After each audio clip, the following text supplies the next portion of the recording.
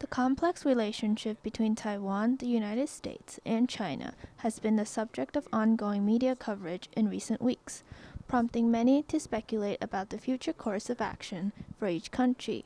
During the TVBS meeting room with commentator Wen Qiyu on Monday, February 13th, former U.S. National Security Advisor John Bolton weighed in on the matter, offering his thoughts on the next steps the U.S. and Taiwan should take.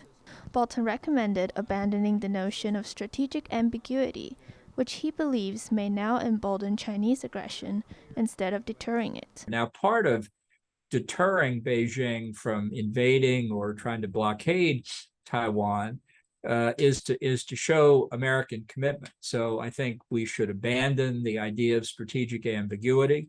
I think it served its purpose in its time, but I think now it may encourage Chinese aggression more than deter it. Bolton also recommended that the U.S. and Taiwan have full diplomatic relations, despite Beijing's show of disapproval.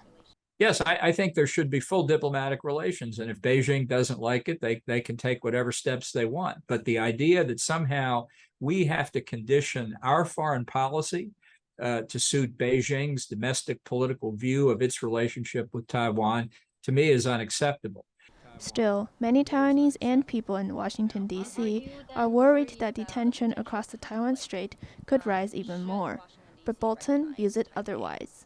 I don't think there's any chance of a conflict. I think Beijing is bluffing on that score.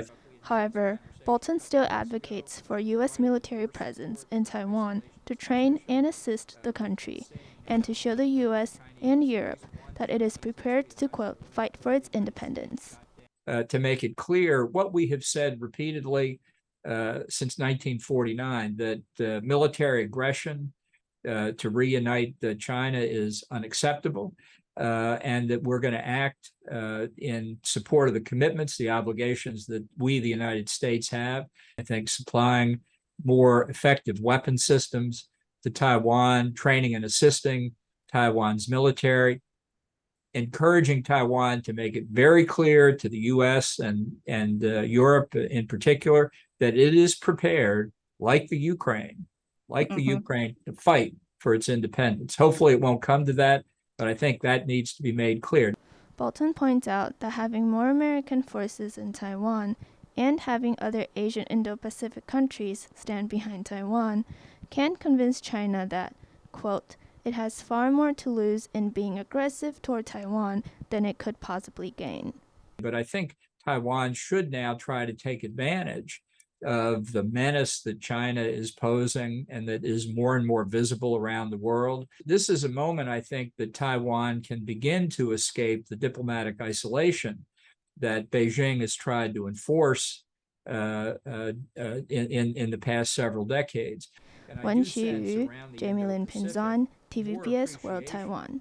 That the problems each individual country has have to